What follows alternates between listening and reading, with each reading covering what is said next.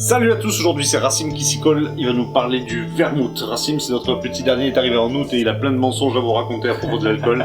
Donc c'est parti, Racim, c'est quoi le vermouth, tout ça, après le générique. L'expérience.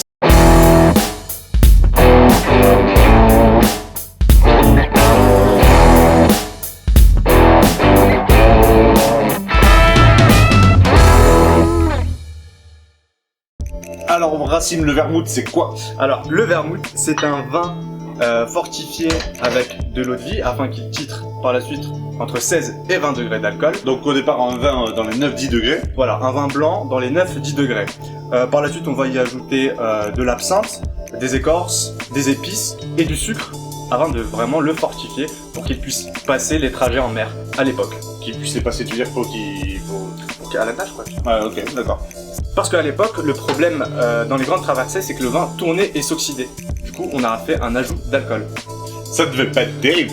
Et oui, c'est pour ça qu'ils se sont inspirés d'une recette allemande qui s'appelait le Wermouth à base d'absinthe et d'épices afin d'édulcorer le vin en ajoutant différentes infusions de plantes, d'écorces, d'épices et de sucre pour le rendre un peu plus buvable. Et du coup, vermouth ça veut dire quoi? Alors, Wermouth en allemand ça veut dire absinthe et nous on l'a transformé en vermouth. Et donc dans le vermouth, il doit y avoir comme botanique absolument de l'absinthe. Alors ça date de quand, Jamy? Alors ça date de 1786 et ça a été créé par Antonio Carpano Benedetto, un Turinois. Le gros blaze. Ouais, comme Monsieur Kombu, on est sur Dans la légende. Dans la légende. Ok. Et pour le coup, la bouteille que vous avez juste là, c'est soi-disant la première recette de vermouth qui a été créée en 1786 par Monsieur Carpano. Eh ouais mon gars. Par la suite, Martini est arrivé, toujours des Turinois, avec les mêmes recettes a priori sur des suites vermouth. Pas les mêmes recettes, hein. On est bien d'accord que Exactement les mêmes recettes, ils ouais. seront pas d'accord. C'est vrai. On était sur le même profil de vermouth, dans la même sucrosité, la même puissance. Du coup, c'est devenu grave à la mode. On a eu plein de différentes marques qui sont sorties. Ça a carrément traversé les Alpes et c'est arrivé en France avec le Noilly Prat. C'était, si vous voulez, la French Touch du vermouth. On est parti sur du. Vas-y, j'ai prévenu au début que tu montais beaucoup, alors du coup, on va pas être un vermouth sec et qui va être beaucoup moins sucré que les vermouths turinois. Ok, mais beaucoup plus floral aussi, beaucoup plus Voilà, on va avoir des léger en arôme, quoi. On va avoir une botanique totalement différente. C'est une recette qui n'a, on va dire, rien à voir et ça ouvre vraiment beaucoup de perspectives sur les cocktails. Et du coup, ce qui est cool avec Noilly Prat, c'est qu'ils ont voulu recréer les conditions maritimes en fait en mettant les flux à l'extérieur, en les arrosant régulièrement pour que le bois travaille, pour qu'il y ait une évaporation et qu'il y ait une oxygénation qui soit vraiment similaire à ce que pouvaient vivre à l'époque les vins dans les grandes traversées. Du coup, on en est où aujourd'hui? Aujourd'hui, ce qui est trop cool avec le vermouth, c'est que chaque marque a décidé de faire des recettes totalement différentes. On va avoir vraiment le choix. On va avoir par exemple des vermouths turinois secs, alors que c'était pas du tout leur marque de fabrique. On va avoir des vermouths français sucrés, et du coup, ça va nous ouvrir vraiment un panel de saveurs pour les cocktails. Alors, faut savoir d'ailleurs que c'est pas forcément pour les cocktails. On peut boire du vermouth juste comme ça sur glace, c'est super cool, ou quand il est frais, juste un petit verre. Ça se fait grave. Moi j'aime bien. Ça se fait quand à partir de 45-50 ans, je pense, mais bon. Alors il y a un petit détail à savoir d'ailleurs, puisqu'on parle de cocktail, c'est que le dry martini n'est pas fait avec du martini. À la base, le dry martini était donc un cocktail sec, avec donc du vermouth sec, donc du vermouth français. D'ailleurs, il y a des bouquins de recettes où il y a écrit vermouth français, ça sous-entend vermouth sec. Donc c'est vraiment un malentendu le fait qu'il y ait une marque qui s'appelle Martini et que le cocktail s'appelle le Martini. C'est une petite parenthèse cocktail. Alors du coup, puisque tout le monde peut faire des vermouths avec toutes les épices qu'on veut, tout ça, c'est quoi le cahier des charges pour que quand même ça s'appelle vermouth et que quand même on puisse dire que l'un est j'imagine. Bien sûr, on a un cahier des charges et du coup le cahier des charges, ça va être d'abord de l'absinthe, que le vermouth ne titre pas à plus de 20 degrés d'alcool et ensuite pour les différents vermouths, on va avoir vraiment un grammage de sucre totalement différent. Pour les vermouths rouges, on va être à 150 grammes au litre minimum de sucre. Pour les dry et extra dry, on va être à 40 grammes au litre maximum.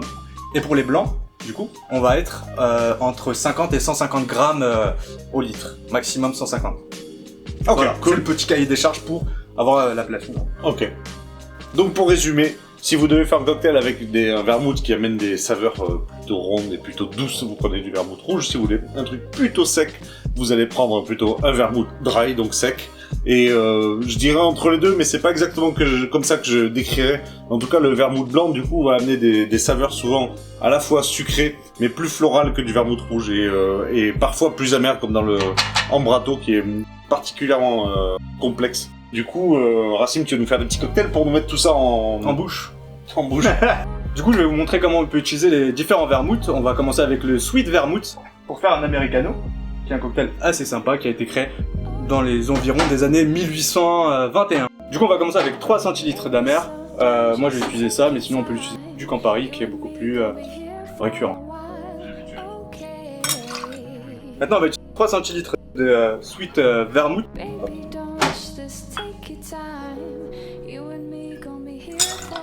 On va rallonger le tout avec de l'eau gazeuse.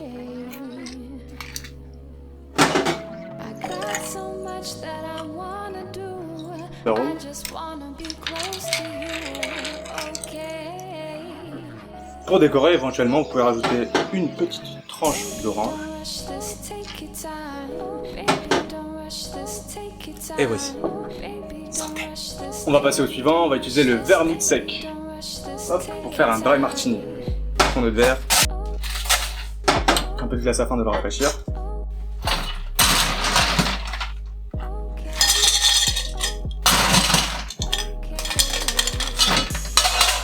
Cette fois-ci, on va utiliser le verre à mélange. Hop. Du coup, on va rafraîchir notre verre à mélange avec quelques coups de cuillère.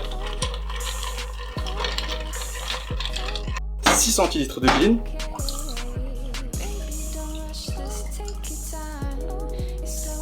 Et 2 centilitres de noliprate de vermouth sec.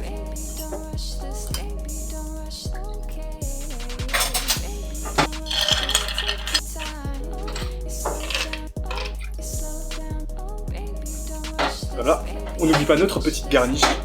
Généralement on met des olives.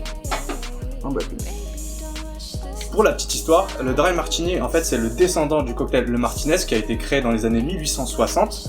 Le Martinez était fait avec du vermouth sweet. Et en fait au fur et à mesure des années, le dry martini est arrivé parce qu'on a commencé à utiliser des vermouths beaucoup plus secs. Jusqu'à aujourd'hui où certaines personnes mouillent seulement les glaçons ou mouillent seulement le verre avec du vermouth et ensuite mettent le gin. Pour le dernier cocktail, on va faire un twist du Negroni et on va utiliser le Martini Ambrato, donc qui va se rapprocher du Martini blanc. On va utiliser 2 centilitres de l'ancien Grandmont.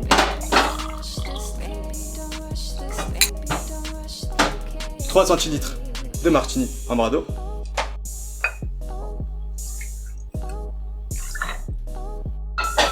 Et 3 centilitres de gin.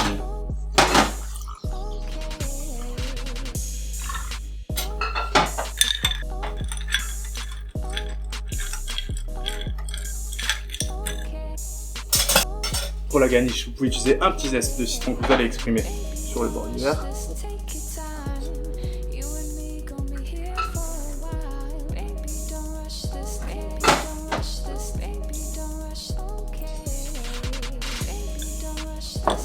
Et voilà.